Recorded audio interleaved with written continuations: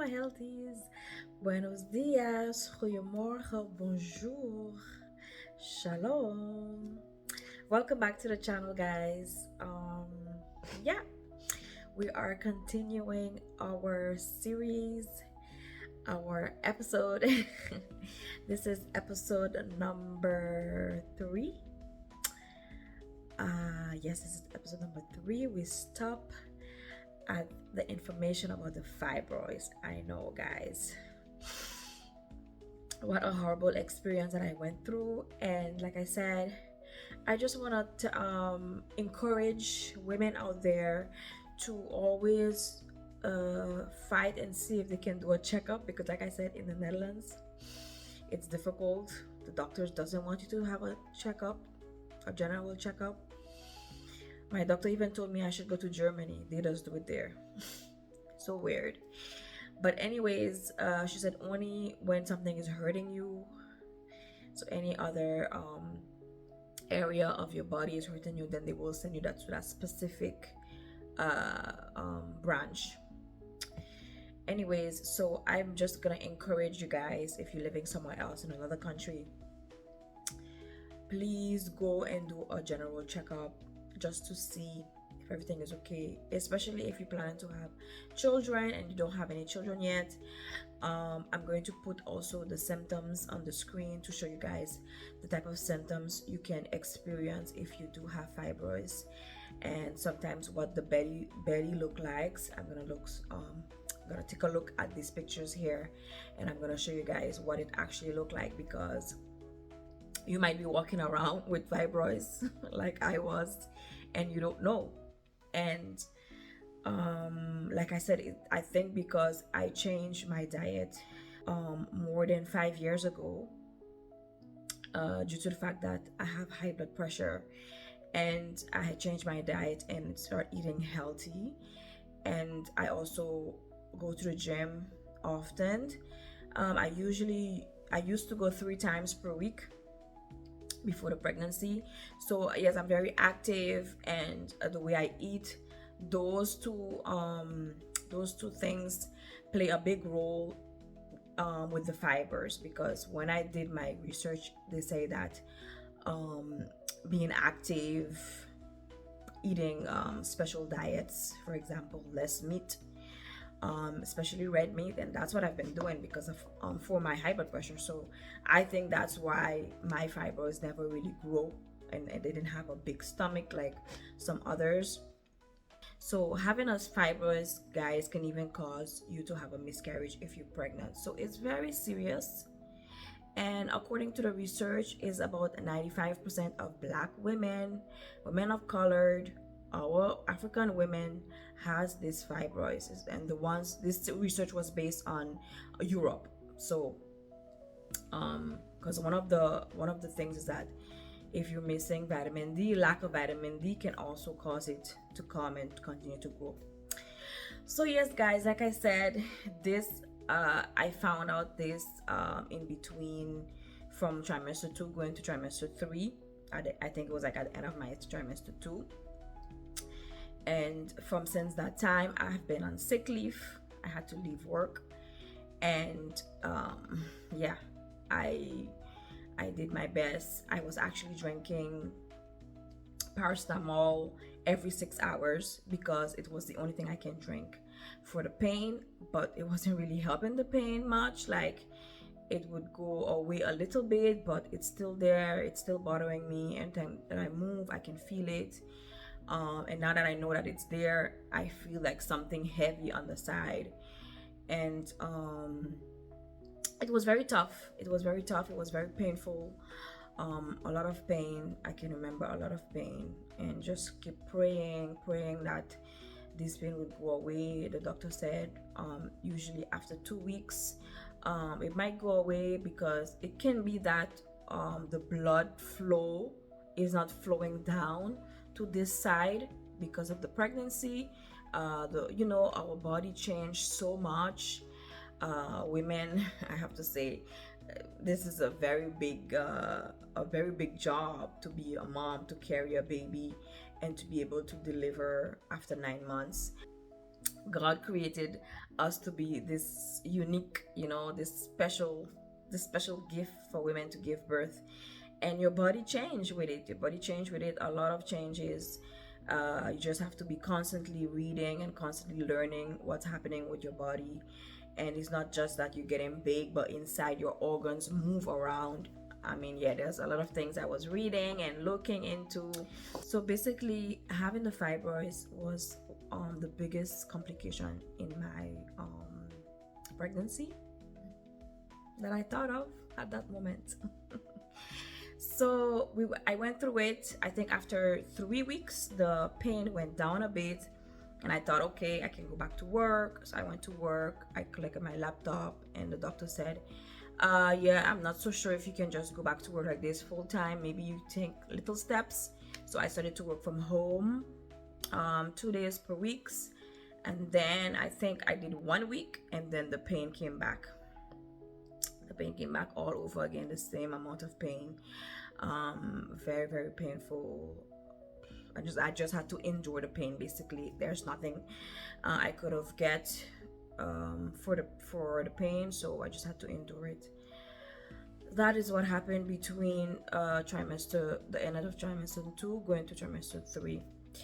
And so when I went to check on the baby, because every time I have the pain, I go to the hospital because, yeah, I don't know what else to do, even though the doctor said they couldn't do anything, but just to check on the baby to see if everything is okay. So I would go there and they would put the thing around my belly, check the heartbeat, everything was okay for the baby. So it's just me who's in pain, and there's nothing they can do for me. Every time I hear that, I was like, yeah. So I just have to endure the pain. I pray about it, I cry. Basically, there's nothing you can do. You just have to sit in pain until the pain go away. That's what I did. And then came my 3rd trimester. The baby was doing fine. The baby was growing fine. But then the baby was relaxed. You know, I've been in bed since August, and my due date was in December. So since at the end of August, I've been on sick leave, in bed, just resting. I couldn't do anything. And you know, I prepared a whole set of things for me to do, going to the gym, because I wasn't vomiting. I didn't have those kind of sickness, morning sickness, no kind of nausea, nothing like that. So I was able to do. My foot didn't swell. I didn't have none of these things. So in my mind, I was like, I'm gonna be going to the gym until the end.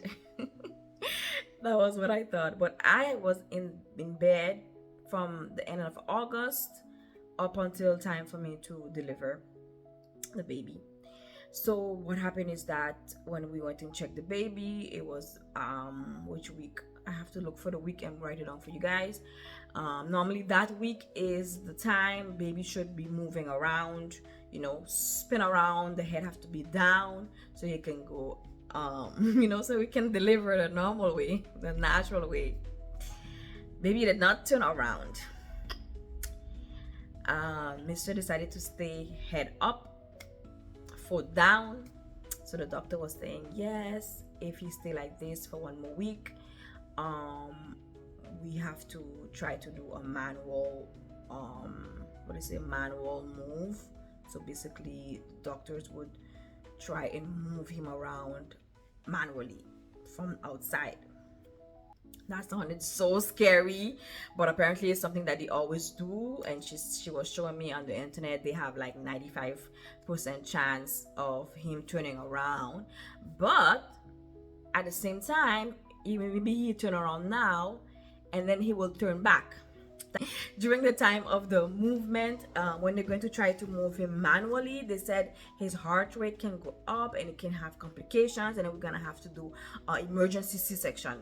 When I heard that, I was like, I got frightened. I was like, no way, I don't want any C-section, because one of my sisters had C-section. I know about C-section. I know what you have to go through after. It may sound okay because it's just an operation, and then it's easy because you don't have to push, but the aftermath is a problem. So I was like, no way, I don't want to take that risk. I tell the doctor, no, we're not gonna try the manual.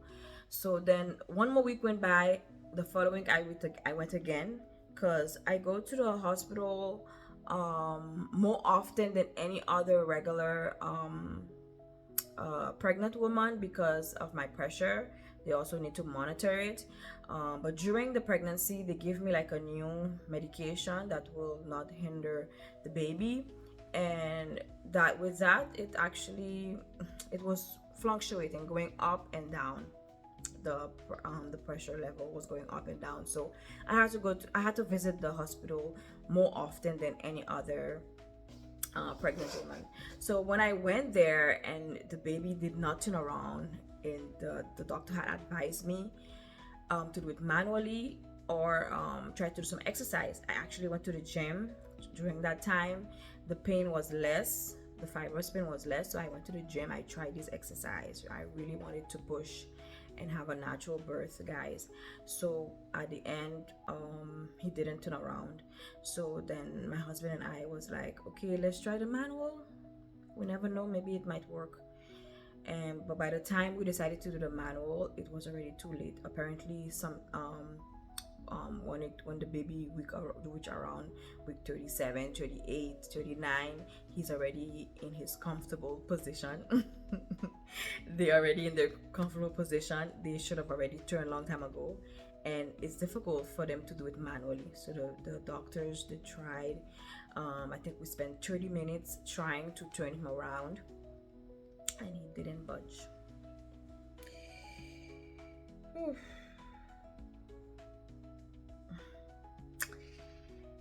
Yes, he didn't budge. You guys already know what that means. So the doctor said we're gonna wait for 1 more week.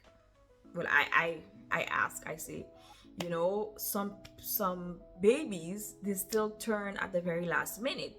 Like one of my sisters, she said the baby turned like in the last week of the due date. So, and my due date was all the way in December, and we was in November that time. So I said, I have time. What the rush? But the problem is, my pregnancy was a high pregnancy because of the high blood pressure that I have. And so the doctor was like, the following week when we came, he didn't budge. So then the doctor said, well, we're gonna have to do a C-section because your pressure is going up.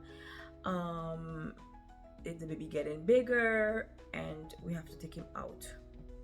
So yeah,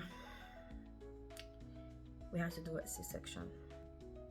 I really didn't want the C-section because I know what's gonna happen after. Yeah. Yes, guys, we had to plan the C-section that same week, and basically, yeah, there was something we couldn't do. That was the only option, so we planned it for the Friday, November 29th, and I had to get ready for the C-section. So, you know, it was still a last minute thing, you know, so we had to arrange so much things. But yes, I'm gonna explain everything about the C-section, about the operation, the day of the operation, and how everything went in the next video, the next episode. So stay tuned for that, guys, and I will see you in the next one. Bye.